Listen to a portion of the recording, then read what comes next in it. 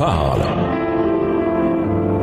Chaque jour, Charles et Carole vous présentent la leçon de l'école du sabbat.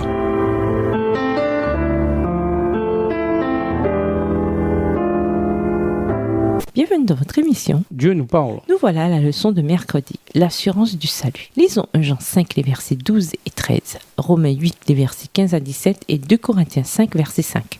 Une fois que nous avons accepté Christ comme notre sauveur, pourquoi pouvons-nous avoir l'assurance de la vie éternelle? Quel est le fondement de cette assurance? 1 Jean 5, les versets 12 et 13.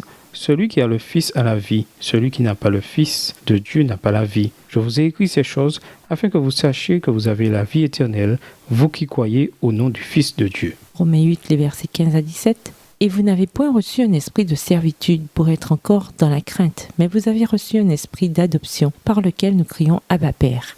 L'Esprit lui-même rend témoignage à notre esprit que nous sommes enfants de Dieu. Or, si nous sommes enfants, nous sommes aussi héritiers, héritiers de Dieu et co-héritiers de Christ, si toutefois nous souffrons avec lui, afin d'être glorifiés avec lui. 2 Corinthiens 5, verset 5. Et celui qui nous a formés pour cela, c'est Dieu qui nous a donné les armes de l'Esprit.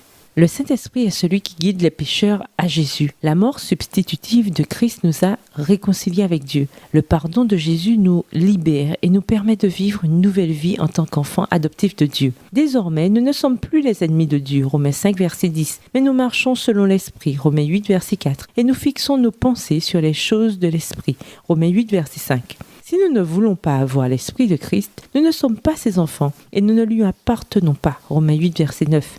Mais à présent, nous avons le témoignage en nous-mêmes du Saint-Esprit qui habite en nous et nous atteste que nous appartenons à Jésus et que nous sommes héritiers de Dieu et héritiers avec Christ. Romains 8, verset 17. Cette vie puissante qui a ressuscité Jésus des morts agit désormais en nous et nous rend, nous qui étions spirituellement morts, vivants. Romains 8, verset 10. Plus encore, il scelle également dans notre cœur l'assurance que nous appartenons véritablement à Dieu. Ayant entendu et cru à l'évangile de notre salut, nous avons été scellés en Jésus par le Saint-Esprit qui est donné comme promesse de notre héritage. Éphésiens 1, les versets 13 et 14. Chaque croyant peut avoir cette certitude. 1 Jean 5, les versets 12 et 13. Lisons Éphésiens 1, les versets 13 et 14. Que signifie être scellé du Saint-Esprit? Éphésiens 1, les versets 13 et 14.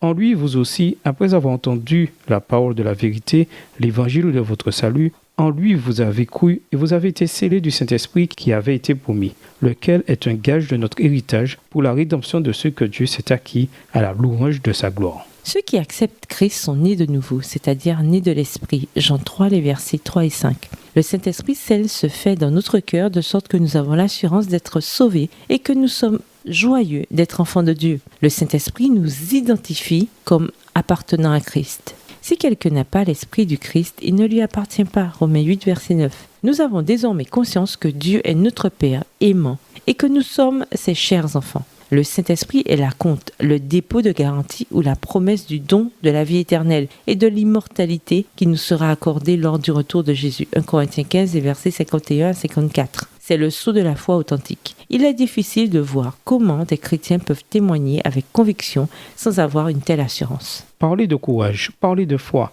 et vous serez en règle avec Dieu. Pensez à la porte ouverte que Christ a mise devant vous et que nul homme ne peut fermer. Dieu fermera la porte à tout mal si vous voulez lui en donner l'occasion. Quand l'ennemi viendra vous submerger, l'Esprit du Seigneur élèvera pour vous un étendard contre lui. Et nous vous laissons avec la question du jour. À votre avis, est-il facile de confondre l'Esprit de Dieu avec les esprits du monde?